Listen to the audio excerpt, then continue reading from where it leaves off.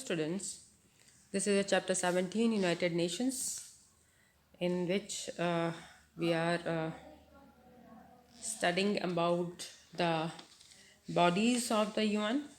Okay, we will study it today. And later we have studied about the formation of United Nations and all, no? And the objectives of the United Nations also we have already studied. Now today we will start our bodies of the UN. So let's take this topic, and you all know that this is our revision work which is going on. So stay focused. Bodies of the UN. The work of the UN is carried out by 6 main organs. They are the General Assembly, Security Council, Economic and Social Council, Trusteeship Council, International Court of Justice and the Secretariat. यानी कि जो हमारा जो अगर हम आपको मैं वैसे बताऊं कि बॉडीज ऑफ द यूएन का मतलब यहाँ पे है कि जो इनके ब्रांचेस हैं जो एक साथ मिलकर वर्क करते हैं अपने ये यूएन को यानी यूनाइटेड नेशन को चला रहे हैं, तो उसके लिए यूनाइटेड नेशन के जो अंदर जो भी लोग जितने भी मेंबर्स हैं वो देवर डिवाइडेड इनटू ग्रुप्स. अब इसका हम कैसे बता सकते हैं, जैसे कि मैंने अभी आपको सेक्शंस बताए हैं that they are the general assembly, security council, economic and social council, trusteeship council, international court of justice and the secretariat. तो ये ऐसी बॉडीज़ हैं, ये इस तरह की जो बॉडीज़ हैं इनके यूएन की, जिसके थ्रू ये वर्क करते हैं. So the general assembly is the main body of the UN. It deals with the important global issues, prepare budgets, collect reports. तो इनका काम क्या होता है जनरल असेंबलीज का, ये इनकी मेन बॉडी कहलाती है. और ये जो है इंपॉर्टेंट ग्लोबल इश्यूज़, ग्लोबली जो भी इश्यूज़ प्रिपेयर होते हैं मतलब क्रिएट होते हैं, जैसे कि बजट्स को लेके या रिपोर्ट्स को लेके, तो इन सब चीज़ों को लेके जो भी मतलब कोई बजट को लेके किसी कोई पैसे से लेके कोई प्रॉब्लम आ रही है, तो उस चीज़ का ये लोग सोल्यूशन निकालते हैं, उस चीज़ का एक रिपोर्ट तैयार करते हैं. ये हर जगह की अलग अलग से रिपोर्ट तैयार करके रखते हैं. It is like the parliament of the UN. और ये इसको आप इस तरह से कह सकते हैं जैसे हमारे इंडिया का पार्लियामेंट है, जस्ट लाइक दैट यूएन का पार्लियामेंट भी इनका इसका इस तरह से होता है. The headquarters of the general assembly is in New York. जो हेडक्वार्टर है हमारे जनरल असेंबली का that is in New York. This body meets once a year in November. इनके जो ये जो जनरल असेंबली है ये एक साल में एक बार नवंबर में मिलते हैं to discuss the important issues concerning world peace, जिससे कि वो लोग अपनी बात को रख सकें, अपने इश्यूज़ को उसके बारे में डिस्कस कर सकें. So this body meets once a year in November to discuss important issues concerning body meets world peace. यानी पूरी दुनिया के अंदर यानी पूरे वर्ल्ड में कि शांति कैसे बनाए रखनी है, इसके बारे में ये डिस्कस करते हैं. The members of the general assembly elect one person as the leader. जो जनरल असेंबली के जो मेंबर्स होते हैं वो अपने में से हम उनके बीच में से किसी एक को अपना एक लीडर चूज़ कर लेते हैं. This person leads the general assembly. और जो कि उसका काम होता है वो उस जनरल असेंबली को लीड करता है, मतलब सबसे आगे वही, मतलब कोई भी बात है वही आगे रखते हैं. And heads all the important matters. और जो भी मैटर्स होते हैं उन पर वो आगे बात करते हैं, बात को अपने रखते हैं.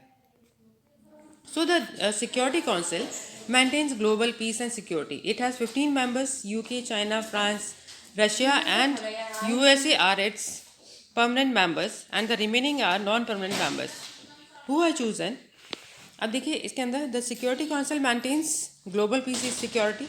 जो सिक्योरिटी काउंसिल है उनका काम क्या है, वो ग्लोबली जो भी है शांति को बनाए रखना और सिक्योरिटी यानी कि उनकी सुरक्षा का ध्यान रखना. It has 15 members.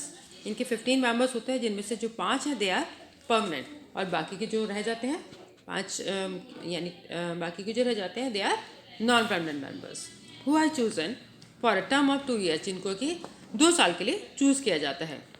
If there are misunderstanding, conflicts, international disputes or any other problems amongst the members countries, the Security Council suggests peaceful ways to resolve them. अब यह है कि इनको 2 साल के लिए चूज़ किया जाता है. उसके बाद अगर कोई कॉन्फ्लिक्ट क्रिएट हो जाए, कोई प्रॉब्लम आ जाए या कोई मिसअंडरस्टैंडिंग आ जाती है, तो international disputes for any other problems among the members countries, तो इनके बीच में कोई इंटरनेशनली कोई भी डिस्प्यूट क्रिएट हो जाता है among the members country, the security council suggest. जो सिक्योरिटी काउंसिल है वो सजेस्ट करता है पीसफुल वेज, एक की शांति के द्वारा किसी भी प्रॉब्लम को सॉल्व करना। The decisions made by the security council have to be followed by all the countries. तो इस डिसीज़न को फॉलो करने के लिए जो सिक्योरिटी काउंसिल के वो जो भी फैसला करते हैं उसको बाकी के लोग जो है उसको फॉलो करते हैं। The economic and social council looks after the economic, humanitarian, social and cultural activities that UN undertakes। यानी कि जो इकोनॉमिक एंड सोशल काउंसिल है वो ध्यान रखते हैं किस चीज़ का, economical, humanitarian, social, cultural activities that the UN undertakes, जिसको कि UN अपने अंडरटेक करता है। इट हैज़ 54 मेंबर्स कंट्रीज़, इनके जो है 54 मेंबर्स होते हैं कंट्रीज़ में, which are elected to serve a term of 3 years, जो कि इलेक्ट किए जाते हैं करीब 3 साल के लिए। It has a chain of agencies spread across the world. इनकी जो एजेंसीज हैं उनकी एक चेन है जो कि पूरे वर्ल्ड का ध्यान रखती है, which work on different social crisis, human rights issues and many more. When the United Nations was created, there were 11 nations that required supervision. The Trusteeship Council was created to look after these nations. अब उसके बाद यही जो Nations हैं उनके ऊपर एक trusteeship council बना दिया जाता है जो इनका ध्यान रखती है। Was created to look after these nation, उनका काम है इन नेशंस का ध्यान रखना। This council is not function any more. अब ये जो काउंसिल है अब ये ज़्यादा टाइम के लिए वर्क नहीं कर रहा है, मतलब अब इसका कोई मतलब इस टाइम पे ट्रस्टीशिप काउंसिल यहाँ पे मौजूद नहीं, मतलब इसमें इसका कोई एक्स्ट्रा कोई फंक्शन नहीं कर रहा है। The International Court of Justice is the judicial body of the UN. It is located at The Hague in Netherlands. International Court of Justice है, ये judicial body है UN की। It is located at The Hague, मतलब ये हैग में located है in Netherlands. It deals with international legal issues and advises countries to legal matters. This court comprises 15 judges. इसके अंदर 15 judges पाए जाते हैं। These judges are elected by the members of the General Assembly. और ये जो जजेस हैं वो असेंबली के जो मेंबर्स हैं, जनरल असेंबली के जो मेंबर्स हैं वो इनको इलेक्ट करते हैं the security council. The secretariat deals with the daily activities of the UN। The secretariat जो है वो UN के अंदर जो डेली एक्टिविटीज़ हो रहे थे उनको डील करते हैं। The secretary general of the UN heads the secretariat. He is the most powerful official of the UN।